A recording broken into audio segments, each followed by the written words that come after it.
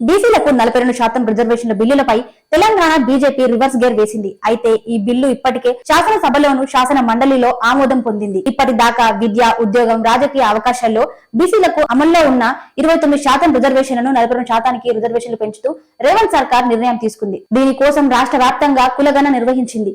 ఈ గణనలో 56.36% బీసీలు రాష్ట్రంలో ఉన్నట్లు తెలిసింది. ఈ మేరకు బీసీలకు 42% రిజర్వేషన్ బిల్లులను అసెంబ్లీలో ప్రవేశపెట్టినప్పుడు బీజేపీ ఎమ్మెల్యే మద్దతు తెలిపారు. కేంద్ర ప్రభుత్వం ఈ బిల్లులను ఆమోదించామని కొన్ని పార్టీలు ప్రచారం చేశాయని, అది తప్పుడు ప్రచారం అని అసెంబ్లీలో బీసీ రిజర్వేషన్ల బిల్లుపై చర్చ సందర్భంగా బీజేపీ ఎమ్మెల్యే పాయల్ శంకర్ స్పష్టం చేశారు. అసెంబ్లీలో బీసీ బిల్లులకు మద్దతు తెలిపిన తెలంగాణ బీజేపీ నేతలు ఇప్పుడు మాట మారుస్తున్నారు. రాష్ట్ర బీజేపీ వైఖరి మార్చుకోవడం వెనుక అమిత్ షా ఎఫెక్ట్ ఉందని ప్రచారం జరుగుతోంది. ఎమ్మెల్సీ ఎన్నికల్లో గెలిచిన అభ్యర్థులతో ఢిల్లీ వెళ్లిన రాష్ట్ర బీజేపీ నేతలు కేంద్ర హోంమంత్రి అమిత్ షాను కలిశారు. ఆ సమావేశంలో బీజేపీ కేంద్ర పార్టీ విధానాన్ని వ్యతిరేకంగా బీసీ బిల్లులకు ఎలా మద్దతు ప్రకటించారని అమిత్ షా ప్రశ్నించారని సమాచారం. తెలంగాణ బీజేపీ నేతలపై షా ఎఫెక్ట్ పడడంతో ముస్లింలను, బీసీలను కలిపి మొత్తం బీసీ రిజర్వేషన్ బిల్లు రూపొందించడం తప్పని తెలంగాణ బీజేపీ నేతలు అభ్యంతరం తెలుపుతున్నారు. మొత్తానికి బీసీ రిజర్వేషన్ల బిల్లుకు అసెంబ్లీలో సంపూర్ణ మద్దతు తెలిపిన తెలంగాణ బీజేపీ అమిత్ షా ఎఫెక్ట్ ఇప్పుడు ఇరకాటంలో పడినట్లు తెలుస్తోంది. ప్రభాత సూర్యుడు